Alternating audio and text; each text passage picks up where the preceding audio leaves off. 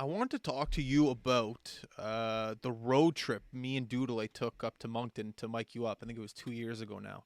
And great trip. Like we got Yeah. stuck in a snowstorm. We were pumped, and we got to stay the next day. And we messaged Jeremy McKenna, and he got us tickets, and we stayed the night. It was one of the better trips of High Button sports history. It was a Yeah. great time. And by the way, Blainville, the staff, like the people who we were emailing, I couldn't give you names, but they were so like.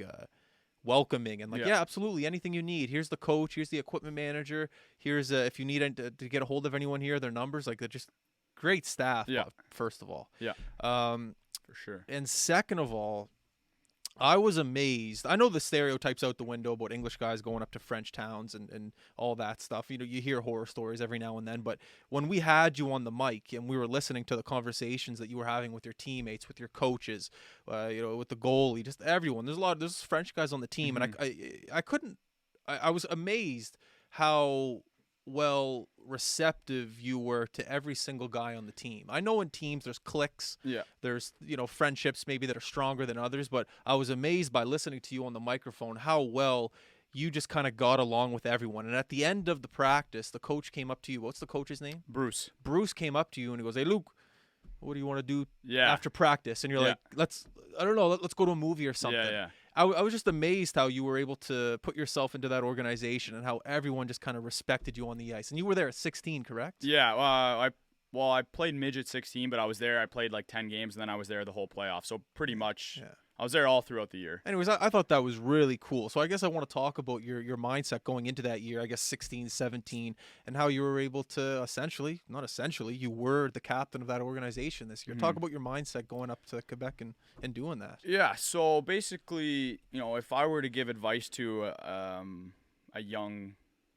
kid who just got drafted to a French team in the Q, like I wouldn't say it's obviously difficult leaving and going 12 hours away. Like that's not easy for anyone, but like you just said, like all the people in that organization are first class, like so awesome, so nice, so welcoming, and I think that's kind of why I sort of had that success, because when I went in there, it was the same thing. Like very welcoming, like it's a great group of guys. Like the culture there is professional. Like you got to be a pro, you got to work, you got to compete.